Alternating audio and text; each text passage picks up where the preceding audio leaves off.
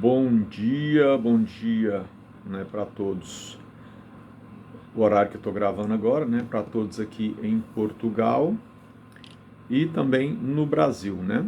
Agora são 11h43.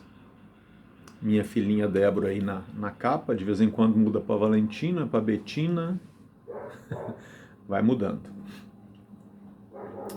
Nós vivemos, né, agora de maneira mais acentuada, um tempo, né, um tema que eu quero abordar hoje, né, nós vivemos um tempo do politicamente correto, mas tudo tem uma intenção clara, né? Eu estava debatendo ontem, né, com a minha chefe e a gente estava falando sobre isso, né? A gente estava falando sobre a sociedade como um todo, né? A política, né? Economia, religião, falando, né, das questões filosóficas e sociais, né? Que está totalmente fora do espectro bíblico, né? Não da maneira que é apresentada pela filosofia. Então, a filosofia, né, isso não é muito falado, mas a filosofia é a sabedoria deste mundo a qual Deus condena. É loucura. Deus condena, Deus diz é loucura. Então, vamos aqui em Efésios no capítulo 6 e vamos contra esse politicamente correto, contra que eu falo no sentido de desmascarar, né? O politicamente correto, ele não é só uma questão na questão da fala, né, do falar, mas também na questão da postura, das escolhas, né, nos momentos de luta, de guerra, de dificuldade. Né, um exemplo aqui, né, por exemplo, a gente vê hoje na internet muitos vídeos e você, por exemplo, quando uma mulher é atacada, às vezes você tem 5, 6 homens em volta, né,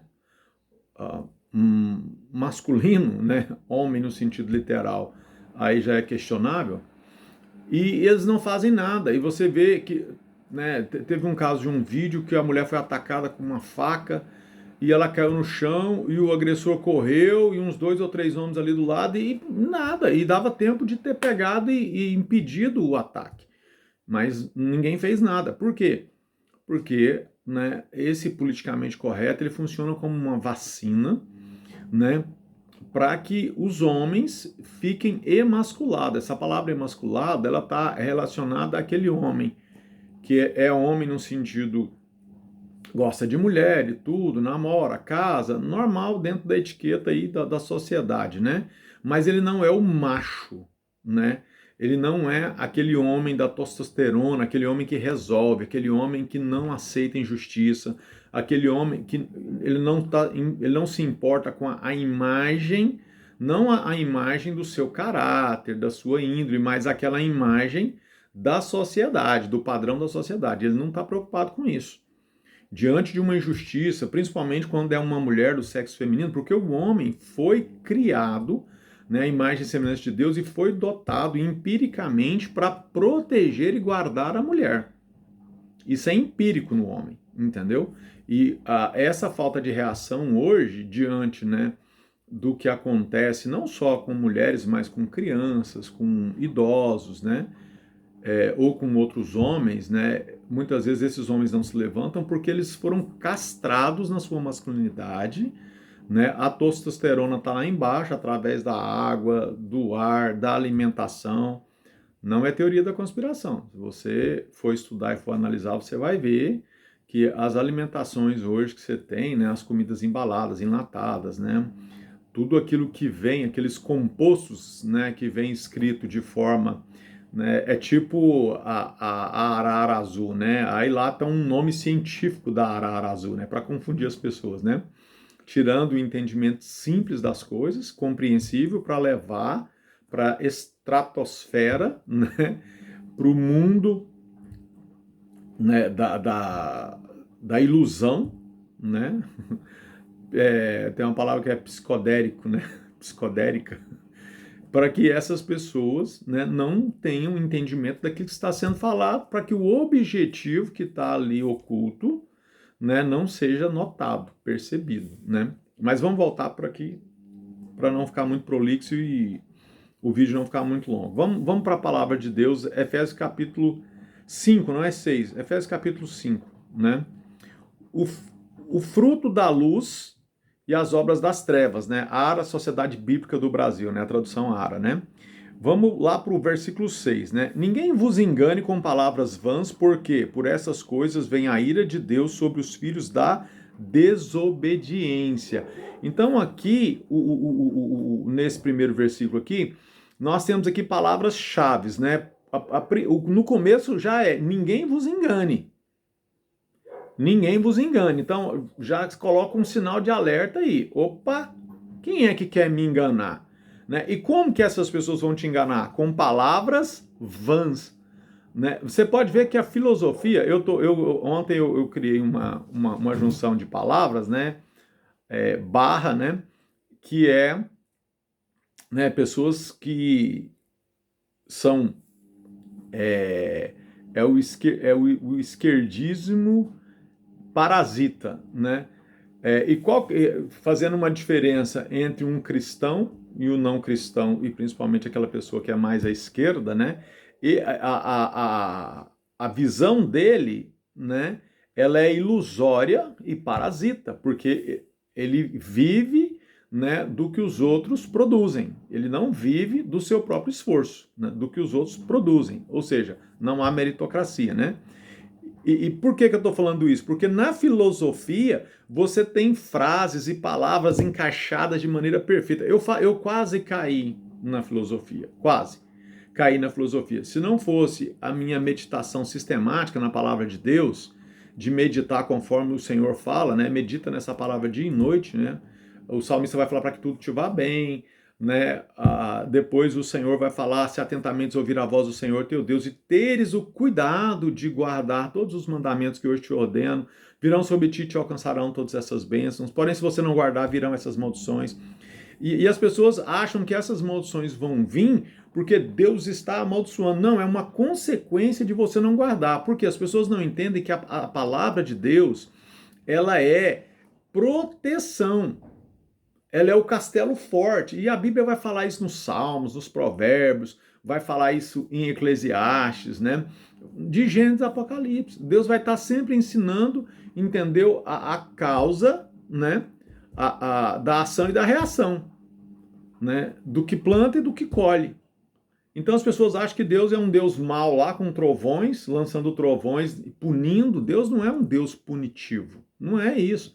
Leia a Bíblia que você vai entender. E vamos nos ater aqui. Então ninguém vos engane com palavras vãs, porque por essas coisas vem a ira de Deus sobre os filhos da desobediência. Então aqui, ó, a pessoa se deixa enganar com palavras vãs, aquilo que ela quer ouvir na sua alma caída, né? E aí a ira de Deus vem sobre ela porque ela desobedeceu. Essa ira de Deus vem porque é a consequência da desobediência. Vou dar um exemplo bem simples aqui. Se você tem uma terra, suponhamos que você mora longe de qualquer cidade, bem longe mesmo, como era antigamente, num local onde você não tem acesso, não tem uma canoa para atravessar o rio, numa ilha, e ali ou você planta e colhe para você comer e não morrer, e se você não plantar, você vai morrer de fome, né? Vamos colocar dessa forma. Então a ira de Deus que vem sobre as pessoas é porque ela não plantou, e por isso ela não tem o que comer. Entendeu? Então não é que Deus vive em função de punir as pessoas. Tanto é que se você for para a palavra de Deus, ela é uma palavra de advertência. Deus está advertindo o tempo todo. Amém? Mas vamos avançar mais porque o ponto central que eu quero abordar mais está mais aí embaixo. Portanto, não sejais participantes com eles, pois outrora ereis trevas, porém agora sois luz no Senhor. Andai como filhos da luz. Então, aqui vai começar a entrar no tema que eu quero falar, né? Que é você não ser, que é o politicamente correto, te leva a ser cúmplice do pecado dos outros, né? Você vê o mal e não fazer nada. Você vê a injustiça e cruzar os braços. Entendeu? Passa por esse ponto central que eu quero abordar, ok? Um minutinho. Hello, chegaste. Tô gravando um vídeo aqui. Então o ponto central é esse. Você não pode ser cúmplice. Aqui está falando participantes e depois vai falar muito a palavra cúmplices, né? Participante com eles, né? Outrora ereis trevas, porém agora sois luz no Senhor, andai como filhos da luz. Por quê? Né? Aí ele vai falar do fruto da luz. Ou seja, você não era convertido, não conhecia Jesus, aí você foi evangelizado, conheceu Jesus, e você era trevas quando não tinha Jesus, agora você é luz. Né? Porque agora você tem o Senhor, né? O Espírito Santo. Vamos lá. Porém, agora sois luz no Senhor, andai como filhos da luz. Né? E esse andai aqui é um estilo de vida, uma prática, né, mediante a palavra do Senhor, mediante essa nova natureza que você tem em Cristo. Amém? Porque o fruto da luz consiste em toda, aí ele vai falar, bondade e justiça e verdade, provando sempre o que é agradável ao Senhor, e não sejais cúmplices, agora a palavra cúmplices vai aparecer aqui, né, no versículo 11, e não sejais cúmplices nas obras infrutíferas das trevas, antes, porém, reprovai-as, porque o que eles fazem em oculto, o só refletir é vergonha. Então aqui, Deus faz uma advertência não só para que você não seja participante, cúmplices, e a palavra de cúmplices aqui agora, né, na jurisprudência, você já incorre em crime, você já incorre em punição, né, em ser preso, receber algum tipo de punição, ok? Até a prisão. Então, aqui o Senhor vai fazer uma advertência para que você se posicione. O verdadeiro cristão, ele sempre vai se posicionar. Ele nunca vai ser neutro. Ele sempre vai se posicionar. E lá em Apocalipse o Senhor fala o quê? Ele fala, olha, quem dera se você fosse quente ou frio.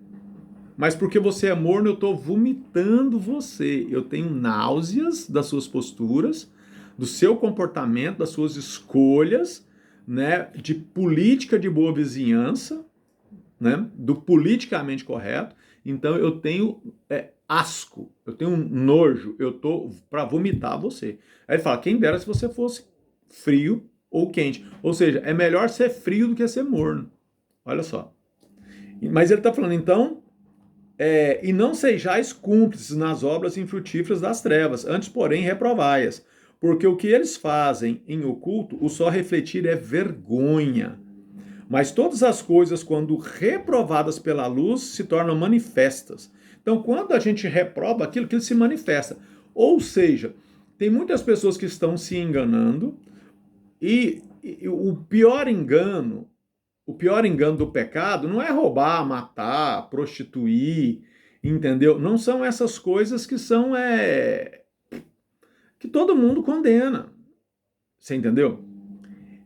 O pior é aquelas coisas ocultas lá dentro. Tem pessoas que são muito polidas, muito educadas, e o pecado dela não é manifesto. Só as pessoas que são mais próximas é que realmente conhecem, ou pessoas que já são especializadas em detectar o caráter da pessoa, em perceber o caráter da pessoa. Eu já vi vários testemunhos a respeito disso.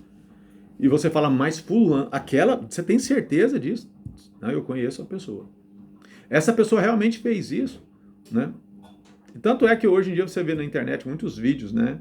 Até o pessoal fala, né? Judas ele era educado, polido, letrado, e Pedro era pescador, bruto e ignorante, né? E olha só, mas Pedro era verdadeiro e Judas era falso. Foi quem traiu Jesus. Na verdade, todos traíram, né? Mas ali de maneira mais acentuada, né? Foi aquele que vendeu o Senhor por 30 moedas de prata. Tem um ponto também que o reverendo Augusto Nicodemos, fantástico o Augusto Nicodemos, que ele fala o seguinte, sobre a possessão, né? O diabo falando na boca de Pedro e o diabo usando Judas, né? Ou seja, quando Satanás foi usar Pedro, né, e falar para Jesus, Senhor, de maneira nenhuma isso vai te acontecer, quando Jesus está falando da crucificação, que convinha que ele morresse e ressuscitasse, né, pelos nossos pecados, e aí o diabo usando Pedro fala, né, Senhor, de maneira nenhuma isso te acontecerá, e Jesus fala, arreda Satanás, Jesus repreende Satanás e não Pedro, né, fica Pedro e sai Satanás. Eu achei muito interessante, que ele é nortista, né, o Augusto Nicodemos. Mas quando o diabo entra em Judas, Judas não baba, Judas não dá escândalo, não bate, não briga, não morde, não chuta, nada. Não tem nada a ver com aquelas possessões de igreja, de internet hoje em dia que a gente vê, né, de televisão. Mas o que acontece? Ele vai lá e negocia Jesus calmamente, friamente. Mas Pedro, assim, se você pega Pedro e Judas hoje na igreja, Pedro é rejeitado porque é estouradão, fala na cara, entra em conflito, e Judas é polido, né? Eu não estou dizendo que todas as pessoas educadas, tal. Eu estou falando que nós temos que perceber o caráter das pessoas. Não se deixar levar pela aparência. O Senhor mesmo fala na sua palavra que Deus não respeita a aparência. Mas Deus olha os frutos, né? Pelos frutos você conhece a árvore. Não pode a árvore boa produzir maus frutos, nem a árvore má bons frutos. Então tem pessoas que estão te abraçando, te beijando, entendeu? Mas são pessoas iníquas, não é nem esses pecados, não, é iniquidade mesmo, coisa horrorosa, né? Que dá nojo e asco. Mas todas as coisas, quando reprovadas pela luz, se tornam manifestas, porque tudo que se manifesta é luz. Pelo que se diz, desperta, ó tu que dormes. E esse ponto aqui, que muitas pessoas às vezes pulam esse versículo, né? O 14, né, ele fala, pelo que se diz, desperta, ó tu que dormes, levanta-te de entre os mortos e Cristo te iluminará. Então, quando você reprova aqui, você pega no 13 e o 14, quando você reprova, né, o pecado da pessoa, ela tem uma chance de se converter. Quando ela é reprovada, quando há aqui uma resistência, quando você se coloca diante e repreende o pecado na vida da pessoa, lembrando que Deus ama o pecador, mas abomina o pecado, né? E ele fala que nós somos embaixadores de Cristo, se não me engano, 2 Coríntios, nós somos embaixadores de Cristo como se o próprio Deus falasse pela nossa boca, o nosso intermédio, mas não imputando aos homens as suas transgressões. Ou chega, o juízo de Deus não chegou ainda, agora é salvação. Então você vai chamar a pessoa para arrependimento, você vai exortá-la em amor, vai confrontá-la e exortá-la em amor. E há diferença quando uma pessoa exorta para se engrandecer, para provar que está certa, para poder se colocar como melhor, como santo, né? Lembrando que o publicano e o pecador, o publicano dava o dízimo, né, até das hortaliças, do coentro e do cominho. E o pecador era pecador. E a Bíblia não está falando que o publicano era uma má pessoa e que o pecador não era pecador. O que a Bíblia está dizendo é que o fato do pecador saber que é pecador e o publicano achar que é santo, entendeu? O pecador, o publicano desceu não justificado e o pecador desceu justificado. A questão aqui é você confessar os seus pecados, reconhecer que você é um pecador. E bom, não existe nenhum que não seja Deus. E o único que pisou nessa terra que não era pecador, o nosso Senhor e Salvador Jesus Cristo. Amém? Então vamos lá. Pelo que se diz, desperta, ó tu que dormes, levanta-te de entre os mortos e Cristo te iluminará. Ou seja, aquela pessoa está morta nos seus delitos, nos seus pecados. Mas quando ela recebe Cristo, né, ela é vivificada, né? Portanto, vede prudentemente como andais, não como filhos nécios, e sim como sábios, remindo o tempo, porque os dias são maus. Por esta razão, não vos torneis insensatos. E a palavra insensato aqui, eu recomendo que você vá no dicionário. Vá no dicionário para que você veja o que é uma pessoa insensata. Tanto é que a Bíblia diz que a mulher sábia edifica e a insensata destrói. Não quer dizer que não tenha homens insensatos, né? Aqui é porque o texto bíblico está usando a palavra insensata para falar da mulher que destrói a casa, né? Mas você vê que pessoas insensatas são pessoas que não pensam, não raciocinam, não buscam conselho, não têm temor de falar, de fazer as coisas, né? Eu já fui insensato demais. Já fui imprudente, insensato em muitas coisas, né? E louvo a Deus porque o Senhor tem tratado comigo, né, nessa vida de transformação da alma até o dia de Cristo Jesus, de glória em glória, de fé em fé. Amém? Vamos avançar, né? Olha só. Não vos torneis insensatos, mas procurai compreender qual é a vontade do Senhor. Foi o que eu falei. O insensato, ele não busca o conhecimento, né? Há uma diferença em você ser obcecado com conhecimento, ser obcecado com escola, com faculdade, você ser obcecado porque você quer saber mais do que os outros, para que você quer se engrandecer. Agora, aquele que ama a sabedoria, não. Ele quer buscar o conhecimento e a sabedoria para servir, para ser servo, para que a sua alma dilate, né? Para que ele venha nessa caminhada que a palavra do Senhor fala que é de fé em fé, de glória em glória até o dia de Cristo, né? Que é a transformação da alma, né? Amém? Então lá, enchei-vos, né? Ele fala, não, e aí ele vai falar aqui, ó, e não vos embriagueis com vinho, verso 18, com vinho no qual há dissolução, mas enchei-vos com o Espírito Santo.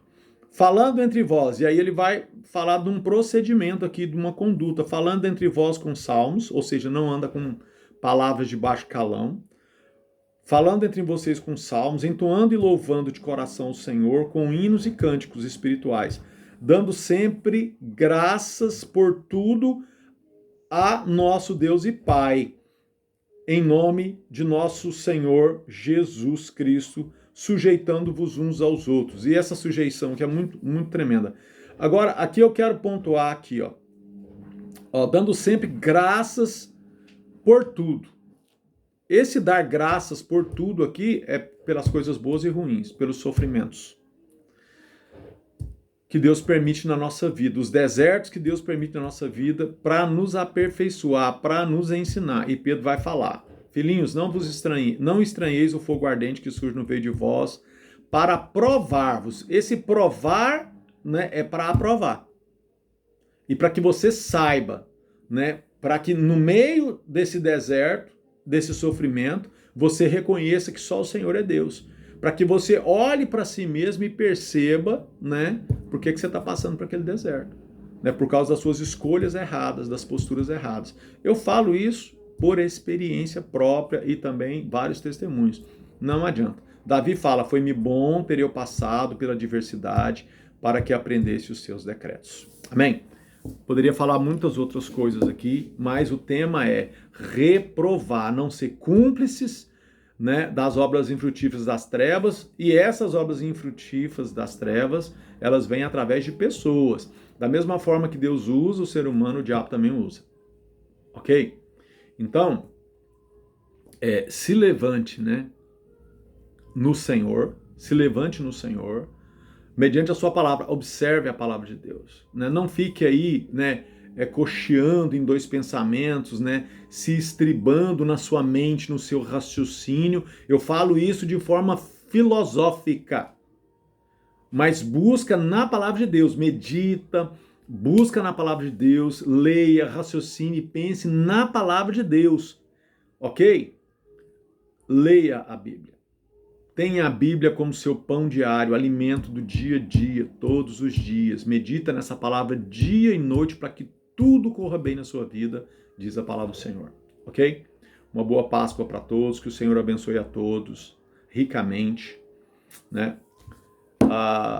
Que o Senhor possa, né? Que essa palavra possa encontrar guarida no seu coração, que ela cumpra todo o propósito para o qual o Senhor a designou, e que ela venha produzir frutos dignos de arrependimento na sua vida, que ela venha frutificar. Né? Não só para você mesmo, mas para todos aqueles que estão à sua volta, estão ligados a você por laços de sangue, laços afetivos, em nome de Jesus. Amém? Um grande abraço a todos, até a próxima ministração.